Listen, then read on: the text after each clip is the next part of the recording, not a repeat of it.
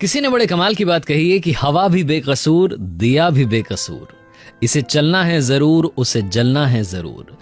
My FM से मैं हूं आरजे कार्तिक। एक छोटी सी कहानी। एक बार एक भिखारी भीख मांगने के लिए किसान के घर पहुंचा तो उसने देखा कि किसान घर में आया ही था। शाम का वक्त था। आकर के वो हाथ पैर धो रहा था। उसके बाद में वो खाना खाने के लिए बैठ गया।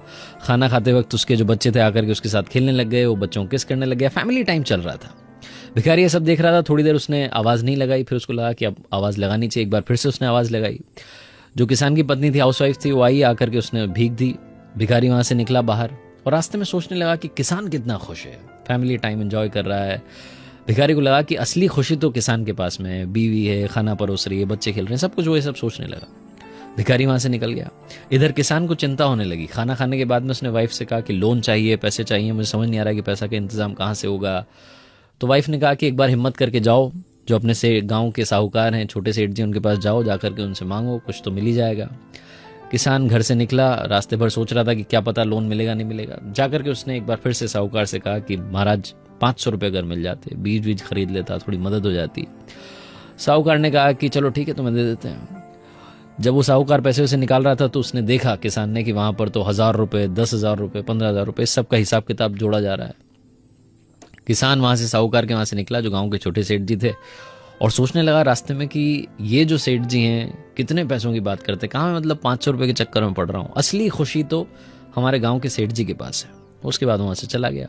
जो साहूकार था उसकी गांव में छोटी कपड़ों की दुकान थी। वो शहर से जाकर के कपड़े लाता था, गांव में बेचता था। उससे कपड़े खरीदने के लिए जाना था तो वो शहर गया और वहां जाकर के उसने देखा कि जिस सेठ की दुकान से वो कपड़े लेकर के आता था वहां पर लाखों का हिसाब चल रहा था। तार आए हुए थे।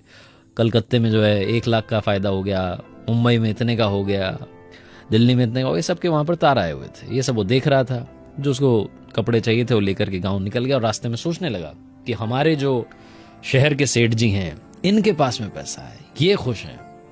तभी वो जो शहर के सेठ जी थे उनके पास में तार आया कि 5 लाख का घाटा हो गया है। और ये सुनकर के उनका दिमाग चकरा गया।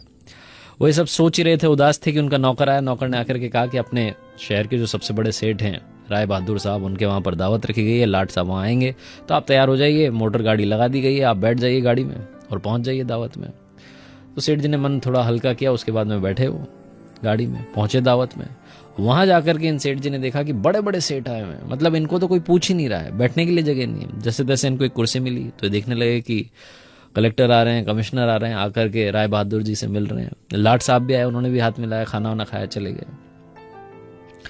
वापसी में आते वक्त ये जो सेठ जी थे जिनकी कपड़ों की बहुत बड़ी दुकान थी, ये सोचने लगे कि असली खुशी तो राय बहादुर साहब के पास है। कलेक्टर आते हैं, कमिश्नर आते हैं, मिलते हैं, बड़े बड़े नेता आते हैं।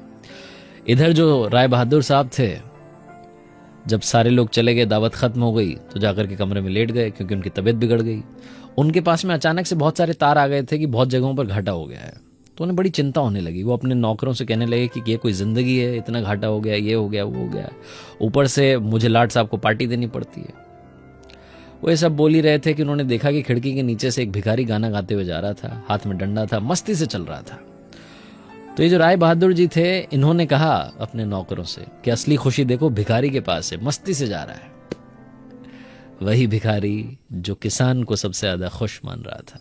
ये छोटी सी कहानी जिंदगी में बहुत बड़ी बात सिखाती है। असली खुशियां किसके पास है, असली जिंदगी में खुश कौन है, सुखी कौन है, ये कोई नहीं जानता। हम एक दूसरे को सुखी मान रहे होते हैं और खुद से परेशान हो रहे होते हैं कि मेरे पास में ये नहीं है, वो नहीं है। अगर आपके पास में 100 रुपए हैं, लाख रुपए हैं, 1000 रुपए हैं या करोड़ रुपए हैं, खुशियां आपको अंदर से मिलेंगी, पैसों से नहीं मिलेगी। जिंदगी में बस इंटरनल हैप्पीनेस को ढूंढना शुरू कीजिए, आप खुश रहेंगे, सुखी रहेंगे। आरजे कार्तिक आपसे ये कहता है, मुस्कान के साथ, हौसले के साथ कर दिखाओ कुछ ऐसा कि दुनिया करना चाहे आपके जैसा। याद रखिए, हर सोमवार सुबह 9:30 बजे मेरे पेज पर एक नई कहानी। और अगर आप कुछ अच्छा सुन रहे हैं तो आप माय एफएम सुन रहे हैं। चलो आज कुछ अच्छा सुनते हैं।